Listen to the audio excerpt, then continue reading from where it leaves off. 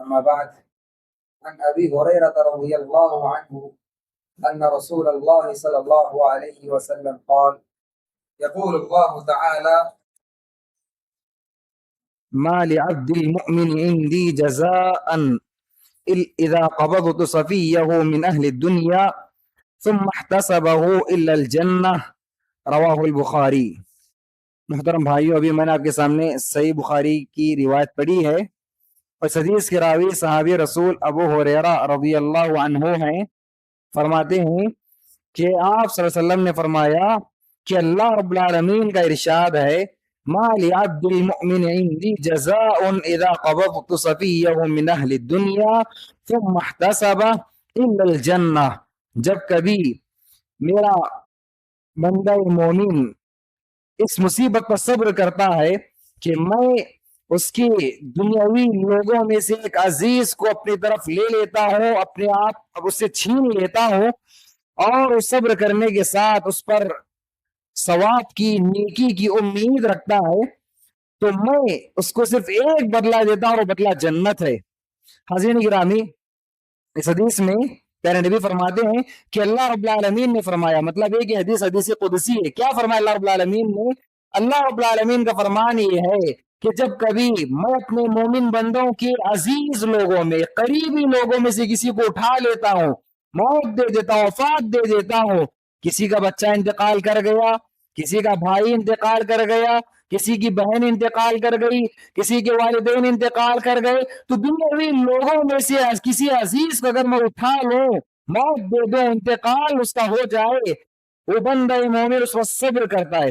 جو مصیبت اسے پہنچی ہے، جو مصیبت اس کی زندگی میں آئی ہے، اس پر صبر کرتا ہے، اور صبر کرنے کے ساتھ اس پر ثواب کی امید رکھتا ہے، تو پیارے نبی فرماتے ہیں کہ اللہ رب العالمین نے فرمایا کہ اس کے لیے میرے پاس صرف ایک بدلہ ہے، اور وہ جنت ہے۔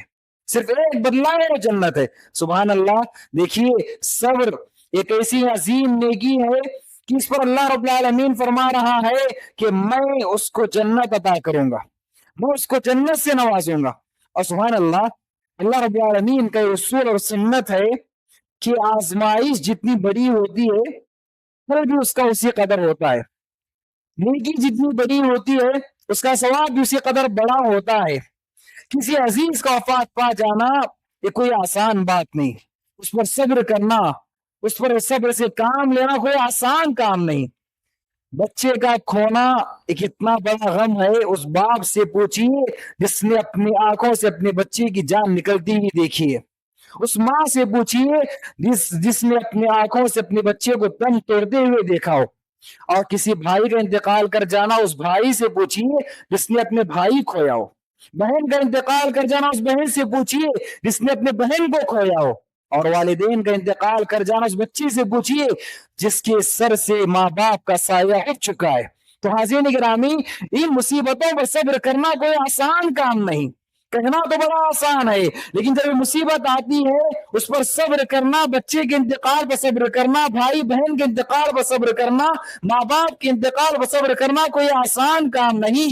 لیکن جو بندہ اس مصیبت پر صبر سے کام لیتا ہے، اور صرف صبر سے کام نہیں لیتا بلکہ اس لیے صبر سے کام لیتا ہے کہ اللہ رب العالمین نے صبر کا حکم دیا ہے، اور اللہ کے فیصلوں پر راضی ہو جاتا ہے، اللہ سے ثواب کی امید رکھتا ہے، تو اللہ رب العالمین فرماتا ہے کہ میں اس کو جنت عطا کروں گا، میں اس کو جنت سے نوازوں گا۔ سبحان اللہ۔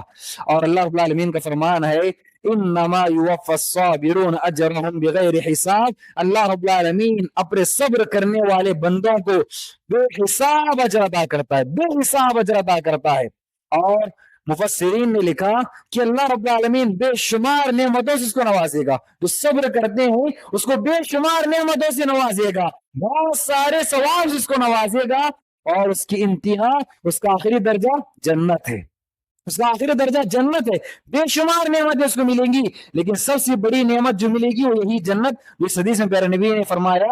تو حاضرین گرامی، جب کبھی مصیبت آئے تو انسان کو صبر سے کام لینا چاہیے۔ اللہ رب العالمین سے دعا ہے کہ اللہ رب العالمین ہم تمام کو آزمائشوں سے دور رکھے، آمین۔ السلام علیکم ورحمۃ اللہ وبرکاتہ۔